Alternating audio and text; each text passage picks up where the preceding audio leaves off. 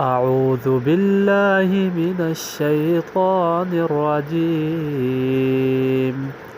بسم الله الرحمن الرحيم. أما يتساءلون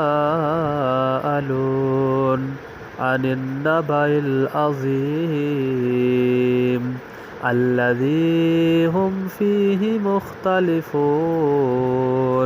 كلا سيعلمون ثم كلا سيعلمون ألم نجعل الأرض مهادا والجبال أوتادا وخلقناكم أزواجا وجعلنا نومكم سباتا